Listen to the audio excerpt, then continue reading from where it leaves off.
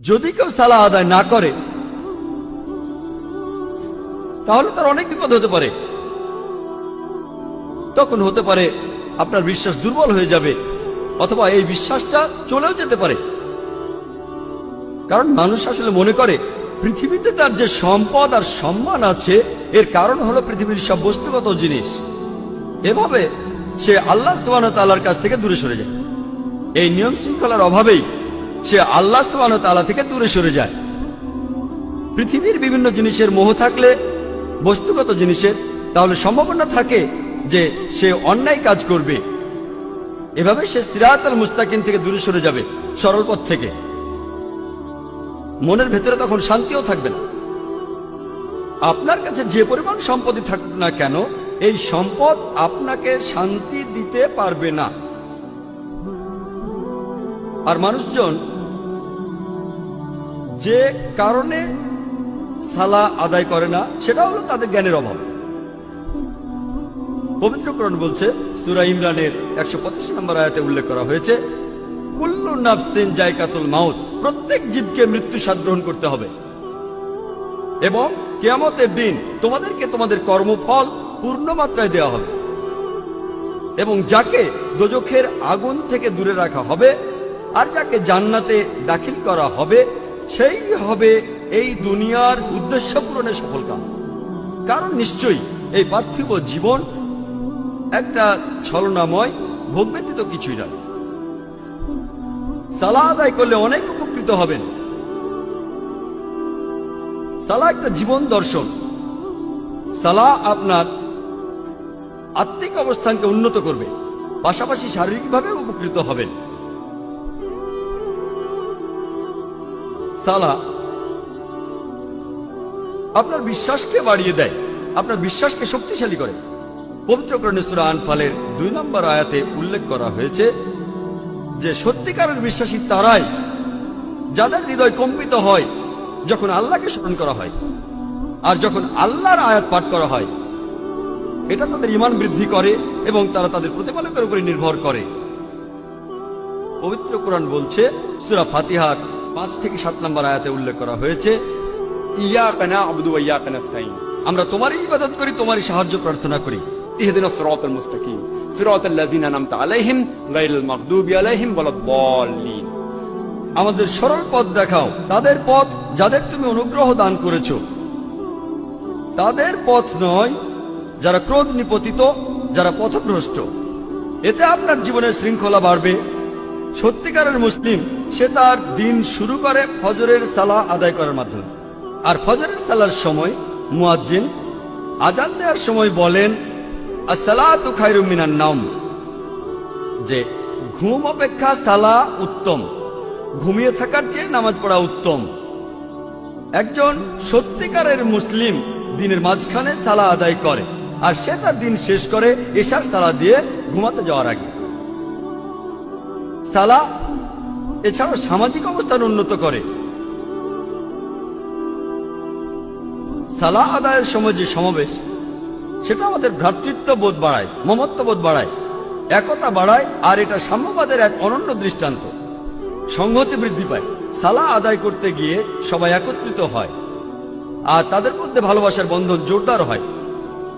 পবিত্র কোরআনে সূরা হুজুরাতের 13 নম্বর আয়াতে উল্লেখ করা হয়েছে, ইয়া আইয়ুহান নাসু ইন্না খালাকনাকুম মিন যাকরিন ওয়া উনসা ওয়া জাআলনাকুম শুউবান ওয়া কাবাইলা লিতাআরাফু ইন্না আকরামাকুম ইনদাল্লাহি আতকাকুম ইন্নাল্লাহা আলিমুন খাবীর।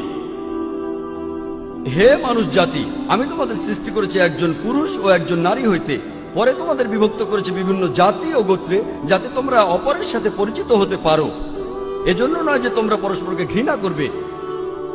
আর তোমাদের মধ্যে আল্লাহর কাছে সেই ব্যক্তি অধিক মর্যাদা সম্পন্ন যে তোমাদের মধ্যে অধিক মুত্তাকি, অধিক ন্যায়পরায়ণ। নিশ্চয়ই আল্লাহ সকল কিছু জানেন, সমস্ত খবর রাখেন। আল্লাহ সুবহানাহু ওয়া তাআলা আমাদের যেটা দিয়ে বিচার করবেন, সেটা গোত্র নয়, বর্ণ নয়, ধর্মবিশ্বাস নয়, সম্পদ নয়, লিঙ্গ নয়, সেটা হলো তাকওয়া, অর্থাৎ ন্যায়পরায়ণতা, আল্লাহকে মেনে চলা এবং ধার্মিকতা। পবিত্র কোরআনে সূরা হুমাজার 1 নম্বর আয়াতে উল্লেখ করা হয়েছে, ওয়াইলুল লিকুল্লি হুমাজাতিল লুমাজা, দুর্ভোগ তাদের যারা সামনে ও পেছনে মানুষের নিন্দা করে থাকে। সালাহ আমাদেরকে বিরত রাখে মানুষের নিন্দা করা থেকে। পবিত্র কোরআনে সূরা হুজুরাতের 11 নম্বর ও 12 নম্বর আয়াতে উল্লেখ করা আছে, ইয়া আইয়ুহাল্লাযিনা আমানু, হে মুমিনগণ, তোমাদের মধ্যে কোনো পুরুষ যেন অপর কোনো পুরুষকে উপহাস না করে, কেননা যাকে উপহাস করা হয় সে উপহাসকারী অপেক্ষা উত্তম হতে পারে। কোন নারী অপর নারীকে যেন উপহাস না করে, কেননা যাকে উপহাস করা হয় সে উপহাসকারী অপেক্ষা উত্তম হতে পারে। একে অপরের প্রতি তোমরা দোষারোপ করো না এবং তোমরা একে অপরকে মন্দ নামে ডেকো না। ইয়া আইয়ুহাল্লাযিনা আমানু, হে মুমিনগণ, তোমরা অনুমান হতে দূরে থাকো, কারণ অনুমান কোন কোন ক্ষেত্রে পাপ। একে অপরের গোপনীয় বিষয় সন্ধান করো না এবং একে অপরের পশ্চাতে নিন্দা করো না, পেছন থেকে নিন্দা করো না। তোমাদের মধ্যে কি কেউ তার মৃত ভাইয়ের গোশত খেতে চাইবে? পবিত্র কোরআন বলছে, যদি পেছন থেকে নিন্দা করেন তাহলে আপনি যেন আপনার মৃত ভাইয়ের গোশত খাচ্ছেন, কারণ মৃত ভাইয়ের গোশত খাওয়া হলো দ্বিগুণ অপরাধ। খাদ্য হিসেবে মানুষের গোশত খাওয়া একটা অপরাধ। এমনকি ক্যানিবালরা যারা মানুষের গোশত খায় তারাও কখনো তাদের মৃত ভাইয়ের গোশত খায় না। কোরআন বলছে যদি পেছন থেকে নিন্দা করেন তাহলে দ্বিগুণ অপরাধ করছেন। অপরাধটা এমন যেন আপনি মৃত ভাইয়ের গোশত খাচ্ছেন। কোনো প্রমাণ ছাড়াই কারো ব্যাপারে নিন্দা করো না, এটা পাপ। আর কারো পেছন থেকে নিন্দা করা হলো দ্বিগুণ পাপ, দ্বিগুণ পাপ। আর আল্লাহ সুবহানাহু ওয়া তাআলা এখানে তিনি নিজেই উত্তর দিয়েছেন, তোমরা তাকে ঘৃণ্যই মনে করো। সালাহ এটা আমাদের ব্যবসা ক্ষেত্র এবং দৈনন্দিন কাজের মধ্যে সত্যবাদিতা এবং সততাকে বাড়ায়।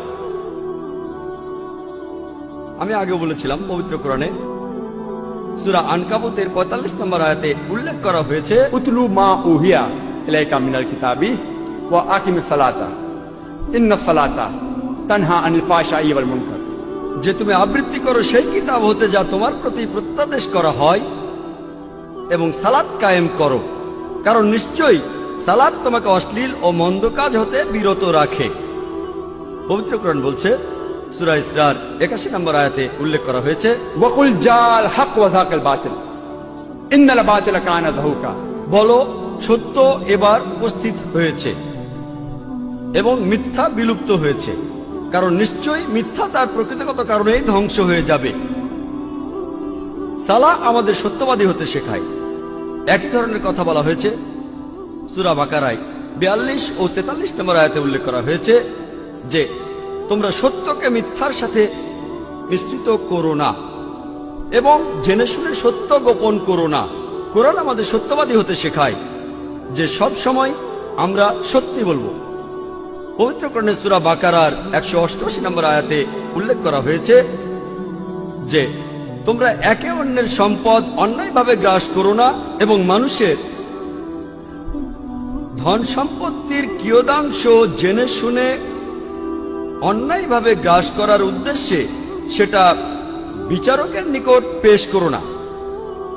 পবিত্র কোরআন বলছে ঘুষ দেয়া বা নেয়া নিষিদ্ধ, আপনারা ঘুষ দেবেন না।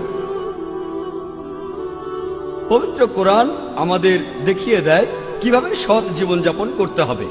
পবিত্র কোরআন মানুষের জীবনে শান্তি এনে দেয়। পবিত্র কোরআনে সূরা রদের 28 নম্বর আয়াতে উল্লেখ করা হয়েছে, নিশ্চয়ই যখন আল্লাহকে স্মরণ করা হয় হৃদয় তখন শান্তি খুঁজে পায় এবং প্রশান্ত হয়। যখন আল্লাহকে স্মরণ করবেন, যখন সালাহ আদায় করবেন, আপনি তখন খুবই শান্তিতে থাকবেন, আপনার হৃদয় প্রশান্ত হবে। সালাহ হলো আল্লাহ তাআলার সাথে যোগাযোগের সবচেয়ে শ্রেষ্ঠ উপায়। পবিত্র কোরআনে সূরা বাকারার 153 নম্বর আয়াতে উল্লেখ করা হয়েছে, ইয়া আইয়ুহাল্লাযীনা আমানুস্তাঈনু বিস-সাবরি ওয়াস-সালাহ, হে মুমিনগণ, ধৈর্য ও সালাতের মাধ্যমে তোমরা আল্লাহর সাহায্য প্রার্থনা করো। ইন্নাল্লাহা মা সাবরিন, আর নিশ্চয়ই আল্লাহ সুবহানাহু ওয়া তাআলা ধৈর্যশীলদের সাথে আছেন।